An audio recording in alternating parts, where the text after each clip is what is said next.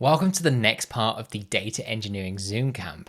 Now, so far in part 5, using AI with data engineering, we've covered context engineering, and we've also covered using the Kestra AI Copilot to help you build your data pipelines. Now, one extra bonus topic I'd love to discuss is RAG, which stands for Retrieval Augmented Generation. Now, this allows you to add even more context to your prompts by allowing your AI agent or chatbot to be able to pull information directly from a source where that information will exist, rather than necessarily having to search the web or guessing. What we can do is actually feed information into our system so that when we ask our AI assistant for information, it has that context, such as ingesting a document. It will then create embeddings based off that information, and it will find similar embeddings that it can then match that information to. Let's have a look at a few examples where this should hopefully make more sense. Now, here it is a chat completion task using the Kestra AI agent, where I haven't given it any context, but I have asked it to list out the features in Kestra 1.1. So if I execute this workflow now, we'll see what it can come up with. Shall we have a look? So it's generated a response for us. Let's have a quick skim through. From a high level, I can tell you that this is not what we had as highlights for 1.1. Some of these things may be true, but this is not. It says we brought native integration for conditional flows, such as if-else statements.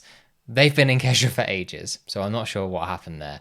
Now, let's have a look at the same example, but this time we're going to introduce RAG. So what we're going to do is we're going to give it the release notes, so it has exactly what was released, and we're going to add those as an embedding to the Kestra key value store, which we're using as our embedding store. Now, when we get over to our AI agent here, which is the chat completion task, you can see we're giving it access to our embedding, so it knows that it can go and access that information. And it's got access to the same embedding area as well. So it's going to use the same information where we ingested the document, and now it can go ahead and figure out if this is useful to us. So let's execute that again and see if the response is any more helpful to us. So now we can see new filters. That was one of the key things for 1.1.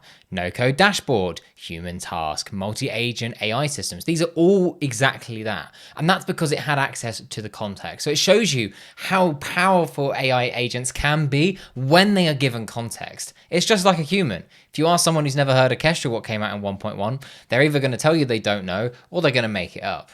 AI is just the same. So hopefully that's given you a taste of how you can introduce AI into your data engineering. Let me know in the comments below how you're going to use AI. I'd love to hear from you. And make sure to subscribe to the Kestra YouTube channel for more videos like this where you can learn data engineering best practices.